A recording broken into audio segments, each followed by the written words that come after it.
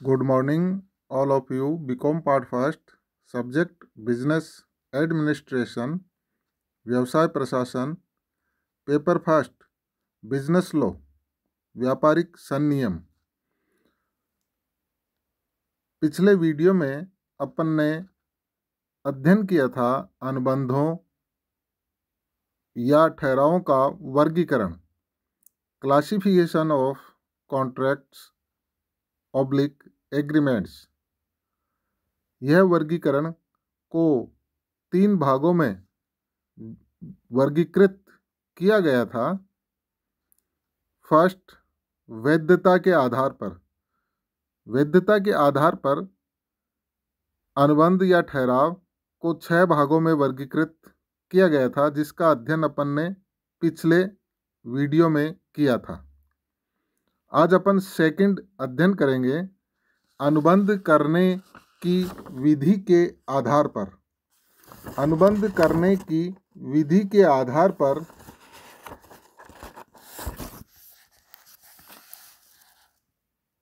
अनुबंधों को 3 भागों में वर्गीकृत किया जा सकता है।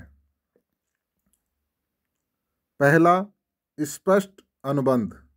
स्पष्ट अनुबंध से तात्पर्य ऐसे अनुबंध से है जिसमें पक्षकार प्रस्ताव, स्वीकृति एवं अनुबंध की सभी शर्तों को स्पष्ट रूप से लिखित या मौखिक शब्दों द्वारा प्रकट कर तय करते हैं। अर्थात दूसरे शब्दों में अपन यह कह सकते हैं कि स्पष्ट अनुबंध पक्षकारों द्वारा लिखित अथवा मौखिक शब्दों द्वारा किया जाता है। ऐसे अनुबंध में पक्षकार अनुबंध की शर्तों का स्पष्ट रूप से वर्णन करते हैं तथा इसमें पक्षकारों के अनुमान तथा संभावना का कोई स्थान नहीं होता है। पत्र लिखकर अथवा आमने सामने या टेलीफोन पर मौखिक बातचीत के द्वारा स्पष्ट अनुबंध किया जा सकता है। स्पष्ट अनुबंध प्रमापित प्रारूप वाले अनुबंध सदैव स्पष्ट ही अनुबंध होते हैं। आधुनिक व्यावसायिक युग में बैंक, बीमा, रेलवे कंपनियां, होटल, लॉन्ड्री आदि में प्रमापित मुद्रित अनुबंध प्रारूपों का बहुतायत से उपयोग किया जाता है।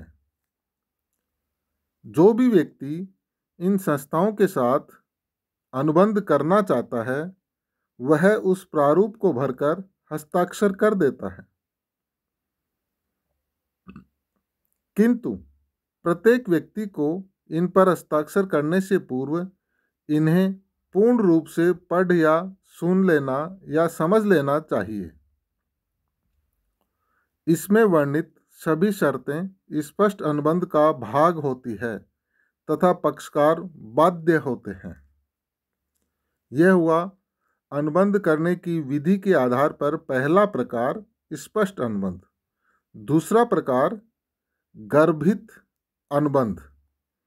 जब किसी अनुबंध में प्रस्ताव या स्वीकृति शब्दों के अतिरिक्त किसी अन्य प्रकार से दी गई हो तो वह गर्भित अनुबंध कहलाता है।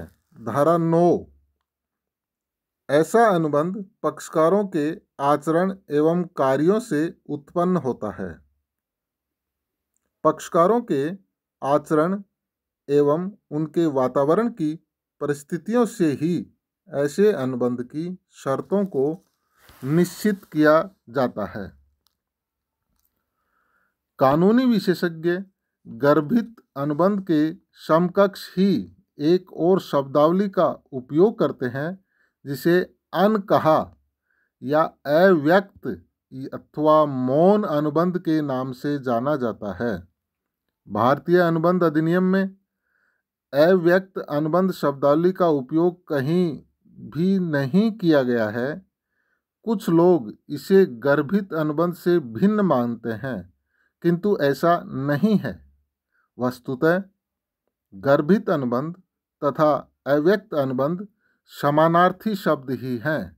अतः अव्यक्त अनुबंध वह अनुबंध है जो पक्षकारों के कार्य या आचरण से ज्ञात किया जाता है या प्रकट होता है। यहाँ अपने को यह ध्यान रखना चाहिए कि यदि पक्षकारों के सतत आचरण अथवा कार्यों से उनका अनुबंध करने का इरादा स्पष्ट नहीं होता है तो पक्षकारों के बीच गर्भित अथवा अव्यक्त अनुबंध उत्पन्न नहीं होता है। गर्भित या अव्यक्त अनुबंध पक्षकारों द्वारा जानबूझकर स्वेच्छा से ही किया जाता है। जैसे अपन उदाहरण से इसको और स्पष्ट कर सकते हैं। ए एक कुली बी के सामान को उसकी अव्यक्त अथवा मौन सहमति से रेलगाड़ी में उसकी सीट तक ले जाने हेतु उठा लेता है। यहाँ उनके बीच गर्भित अनुबंध हो गया है कि कुली को बी कुली को निर्धारित या उचित पारिश्रमिक देगा। दूसरा उदाहरण अपन और दे सकते हैं कि सी एक टैक्सी को हाथ का इशारा करके रोकता है और उसमें बैठकर हवा महल तक जाने के लिए कहता है। ड्राइवर हवा महल की ओर चलता है। यहाँ सी और ड्राइवर के बीच गर्भित अनुबंध हो गया है। ड्राइवर उसे हवा महल ले जाएगा तथा सी उसे मीटर के अनुरूप भाड़ा चुकाएगा। तो ये गर्भित अनुबंध के दो उदाहरण मैंने आपको बताए हैं। आपके समझ में आ गया होगा गर्भित अनुबंध का अर्थ। अनुबंध करने की विधि के आधार पर पहला हो गया स्पष्ट अनुबंध, दूसरा गर्भित अनुबंध, 3 प्रकार है, और तीसरा अनुबंध है अर्ध अनुबंध। अर्ध अनुबंध वास्तविक अनुबंध नहीं है क्योंकि यह अनुबंध पक्षकारों की स्वेच्छा या पक्षकारों द्वारा जानबूझकर नहीं किया जाता है, बल्कि कानून द्वारा पक्षकारों पर थोपा जाता है। इसके लिए पक्षकार न तो प्रस्ताव करते हैं और न ही स्वीकृति देते हैं। अर्थात दूसरे शब्दों में अपन कह सकते हैं कि इसमें वैध अनुबंध के सभी लक्षण विद्यमान नहीं होते हैं। अतः अर्ध अनुबंध को कानून द्वारा गर्भित अनुबंध कहा जाता है। दूसरे शब्दों में यह अनुबंध पक्षकारों द्वारा नहीं किया जाता है, बल्कि पक्षकारों पर कानून द्वारा समता के सिद्धांत के आधार पर पक्षकारों पर थोपा जाता है। समता का सिद्धांत कहता है कि किसी भी व्यक्ति को दूसरे के खर्चे या दूसरे की क्षति पर धनी बनने नहीं दिया जा सकता है। इस अनुबंध को समझने के लिए यह भी कहा जा सकता है कि कानून किसी को भी राम नाम जपना, पराया माल अपना करने की अनुमति नहीं देता है। तो ये हुआ अपना अर्ध अनुबंध। अनुबंध करने की विधि के आधार पर वर्गीकरण को 3 भागों में अपन ने स्पष्ट किया। पहला स्पष्ट अनुबंध, दूसरा गर्भित अनुबंध और तीसरा अर्ध अनुबंध। अब अनुबंधों या ठहरावों के वर्गीकरण का तीसरा प्रकार निष्पादन के आधार पर अनुबंधों के प्रकार।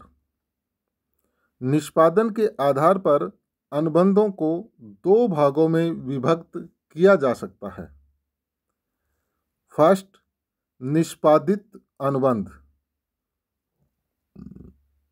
जब अनुबंध के सभी पक्षकारों द्वारा अनुबंध के अंतर्गत उत्पन्न हुए दायित्वों को पूरा कर दिया जाता है तो वह निष्पादित अनुबंध कहलाता है।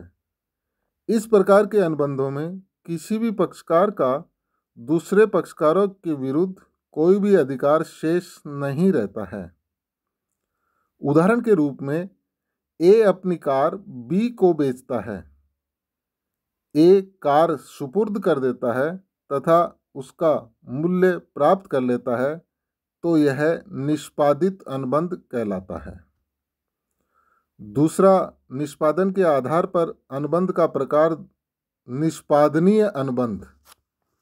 निष्पादनीय अनुबंध पहले से ही किया हुआ ऐसा अनुबंध है जिसमें सभी पक्षकारों को अपने अपने दायित्वों को पूरा करना शेष रहता है।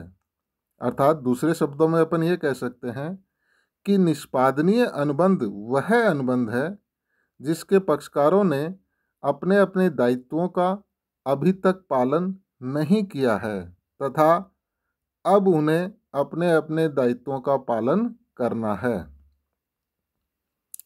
उदाहरण के रूप में अपन यह कह सकते हैं कि बी सी के लड़के की शादी में 5 जनवरी को 500 व्यक्तियों का खाना बनाने एवं परोसने का 100 रुपये प्रति व्यक्ति की दर से ठेका लेता है।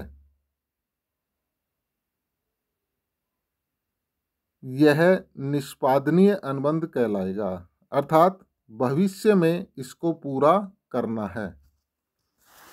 यहाँ पर यह महत्वपूर्ण है कि यदि अनुबंध में एक पक्षकार ने अपने दायित्व को पूरा कर दिया हो जबकि दूसरे पक्षकार द्वारा अपने दायित्व को पूरा करना शेष है तो ऐसा अनुबंध अंशतः निष्पादित एवं अंशतः निष्पादनीय माना जाएगा।